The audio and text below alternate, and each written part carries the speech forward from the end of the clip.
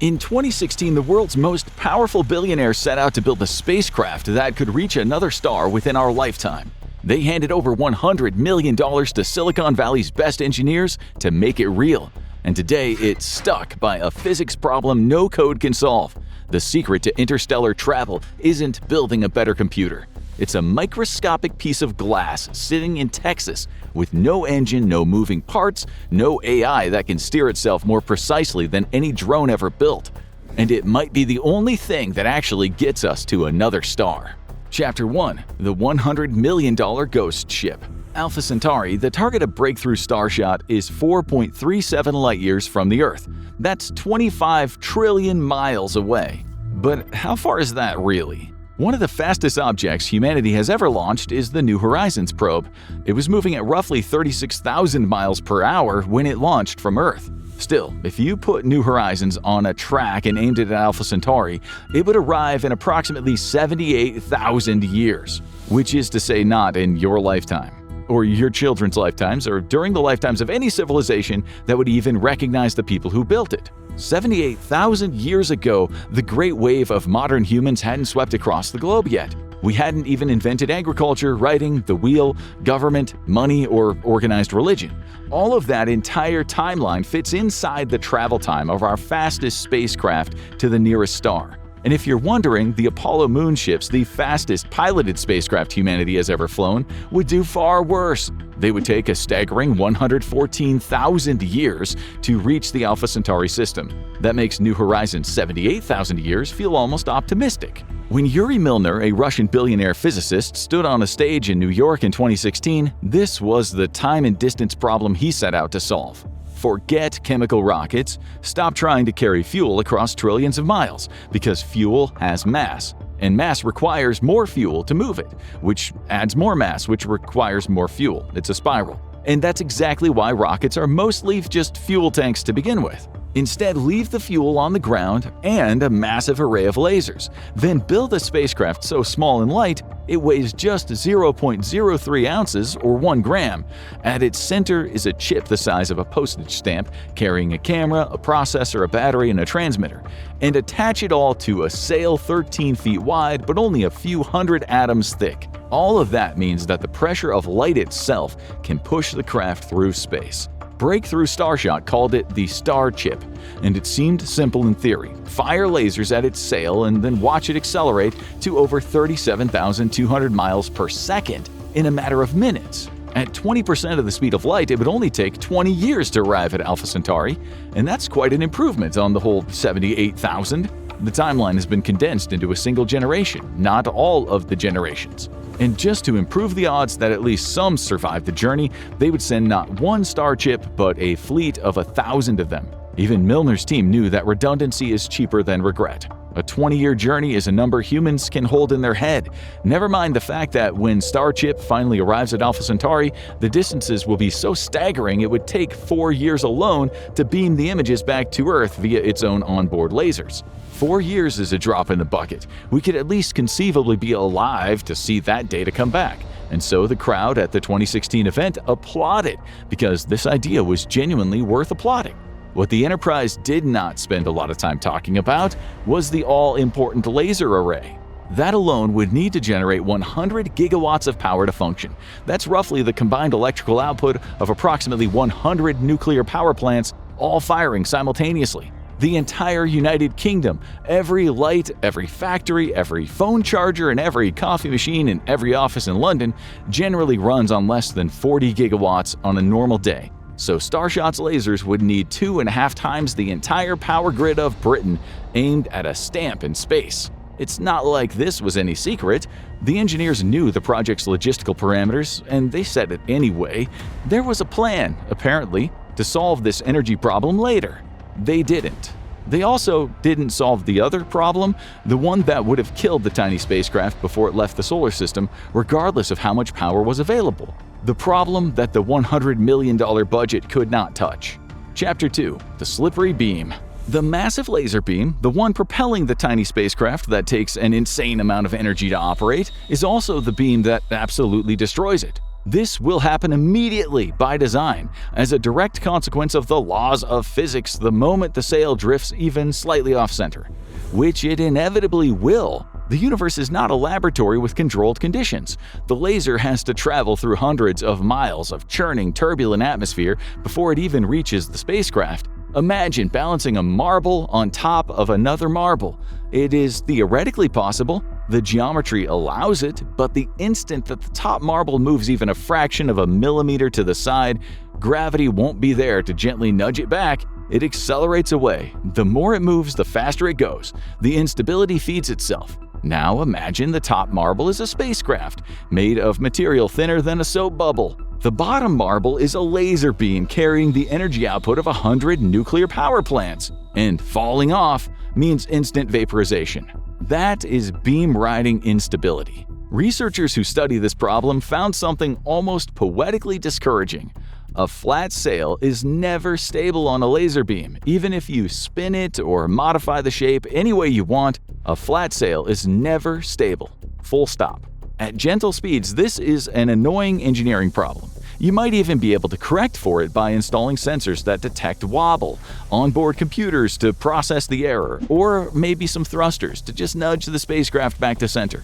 That whole loop might take a few hundred milliseconds, which is workable. But this is all theoretically taking place at 20% the speed of light. At those speeds, a few hundred milliseconds is an eternity.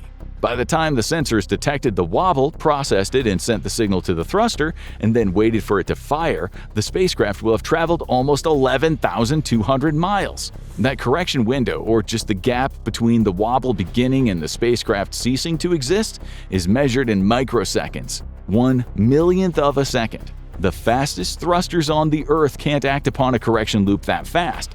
The spacecraft would vaporize before the mechanical valves even had time to open. And that is before we get to the space dust. The path from Earth to Alpha Centauri contains an estimated 100 sextillion particles, including dust, hydrogen, and helium atoms. At 20% the speed of light, each one hits the spacecraft like a bullet. Researchers at the Korea Astronomy and Space Science Institute ran the numbers, and they found that a steel spacecraft would accumulate craters 0.15 inches wide and 0.04 inches deep across its surface long before it reached its destination. A sufficiently large dust particle would destroy the craft entirely. Breakthrough Starshot was conceived as a Silicon Valley project, and Silicon Valley's answer to this is simply write better code, faster code, smarter code. If the correction loop is too slow, why not just optimize the correction loop? Well, if the processor can't keep up, design a faster processor. This approach works on essentially every problem that software has ever been asked to solve. And that's why it is the default response of an entire generation of engineers who have watched software eat the world and concluded that software can eat anything. But it can't eat the scale of this journey. Because traveling to another star system isn't a software problem dressed up as a hardware problem. Leg measured at light speed is not a bug you could easily troubleshoot. The signal that tells the thruster to fire still has to pass through physical hardware. But the spacecraft is moving at incredible speeds, so even a tiny delay means it's already covered an enormous amount of distance by the time anything responds. And that is not a software problem you can optimize, because physics moves faster than code. You have to respect the original Breakthrough Starshot team. Before the project got off the ground, they publicly posted an engineering challenges list for the project and made it admirably transparent. The list acknowledged this problem directly. Beam instabilities are everything, as are those differential forces on the sail and the differential heating. It reads like a coroner's report before the patient was even born. They sat with this problem for 9 years. 9 years of small grants, academic conferences, hopeful papers, and the dawning awareness that the correction problem could not be solved with the tools and budget the project had brought to solve it. You cannot outcompute a wobble that kills the spacecraft faster than computation is physically possible. What you would need is a spacecraft that corrects the wobble before it knows the wobble happened. A spacecraft that doesn't detect instability and respond to it. A spacecraft that simply can't become unstable by virtue of what it's made of, regardless of what the beam does to it. Now that sounds like science fiction. It also sounds like exactly what a team of doctoral students in Texas spent the last several years building. Chapter 3: The Dart and the Texans. The doctoral students in Dr. Shoufeng Lan's lab at Texas A&M University were not, by any conventional measure, the people you would expect to solve this. A $100 million Silicon Valley initiative had already failed, and they were backed by some of the most famous scientists alive. They didn't have the benefit of any celebrity spokespeople or press events in New York. Instead, they were working with a fabrication facility on a campus in College Station, Texas, a city best known for football and being roughly 2 hours from anywhere else. What they built is called a metajet.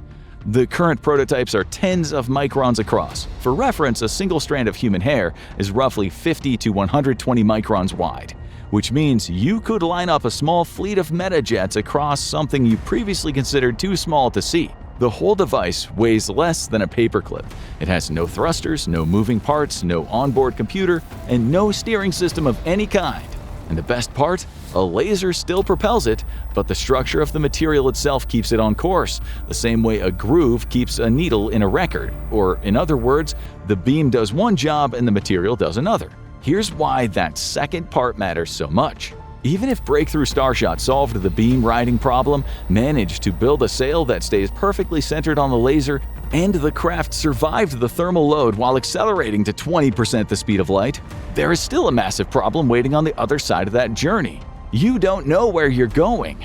Space is not empty. There are rogue particles, gravitational tugs from objects hundreds of billions of kilometers away, and absolutely no landmarks. A spacecraft crossing 4.37 light-years is subject to every one of those influences for every second of a 20-year journey.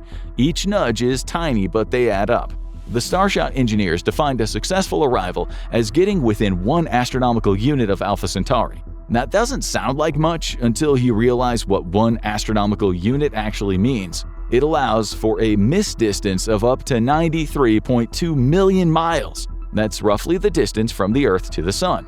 And that was them being generous. The bullseye was already the size of Earth's entire orbit, and an unsteered light sail couldn't reliably hit it. Their own researchers admitted that the tiny vibrations in the laser array alone were many orders of magnitude away from the accuracy the mission required. Even with help, the probe would probably still miss the target the size of a planet's entire orbital path.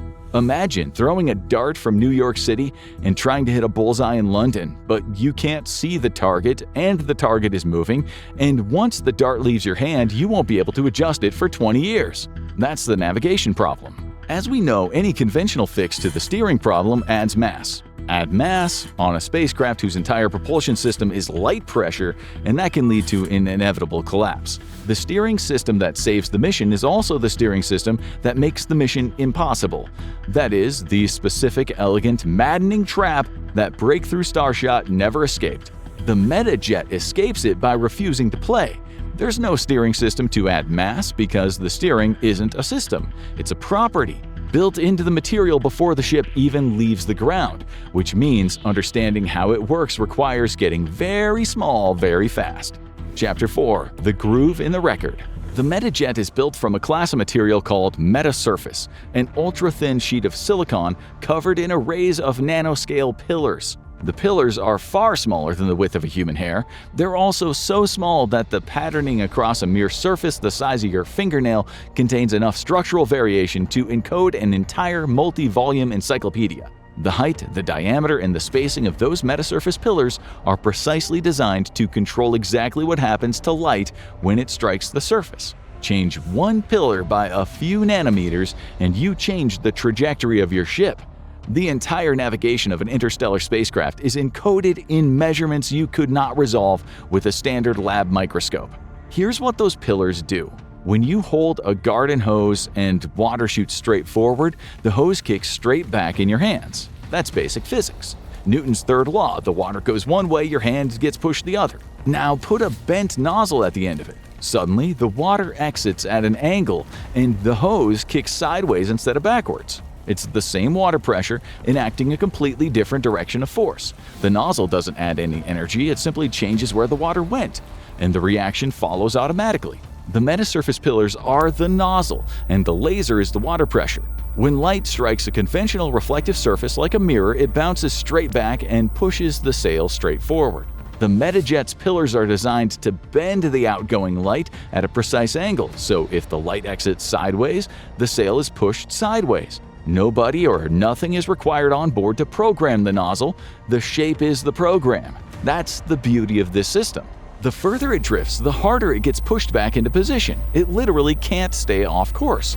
As for the heat, which we were told would vaporize any conventional reflective materials under full laser load, the metasurface survives as a consequence of its ability to reflect light, not absorb it. The photons do all the work, changing the direction and transferring momentum rather than dumping all their energy into the material as heat. For context, the previous best answer to this problem was graphene, one of the strongest materials humans have ever produced. Then, to survive the dust particles during the journey, researchers proposed folding the sail into a needle-like profile to minimize the cross-sectional area hitting the particles. The metajet silicon metasurface is a different answer entirely, not just stronger, smarter. In laboratory testing, Land's team demonstrated full three-dimensional movement using a single fixed laser beam.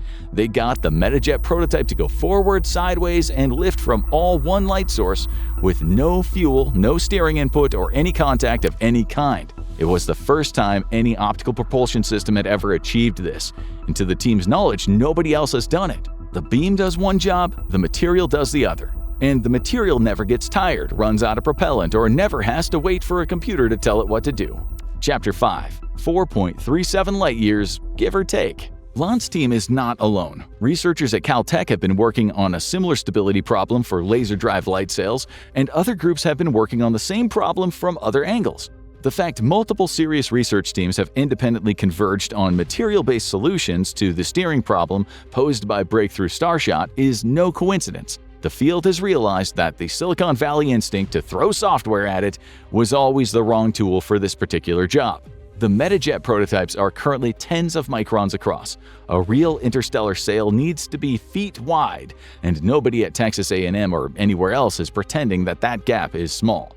But here's what makes it bridgeable in a way no previous approach was. The physics scale with laser power, not device size. The same principles that move a micron-scale prototype in a laboratory tank will move a meter-scale sail under gigawatt-class beams. The mechanism doesn't change, only the engineering does, and engineering, unlike physics, negotiates. The next milestone is microgravity testing, demonstrating that the metajet behaves in space conditions the way it behaves in the lab. Land's team is currently applying for funding to make that happen. Certainly a quieter, smaller, less photogenic task than a press conference at One World Trade Center with Stephen Hawking in attendance. It will also, if it works, mean considerably more. In the end, Breakthrough Starshot threw millions of dollars in 9 years at the stars and quietly ran out of road. A group of doctoral students in College Station spent roughly the same period asking a different question entirely. Instead of building a better computer for the ship, what if the ship didn't need one at all? The device that may eventually carry humanity's first message to another star has no engine, no steering computer, or moving parts. It weighs less than an eyelash, and it steers using light the same way a bowling ball uses a hill. Alpha Centauri is still 4.37 light-years away. That number hasn't changed. What did change in a fabrication lab 2 hours away from anywhere is whether we as a species have any business believing we might actually get there. And we just might. Because every attempt to go further into space keeps running into the same truth, you have to solve the problems closest to home first. Find out why NASA wants to go back to the moon. Or watch this instead.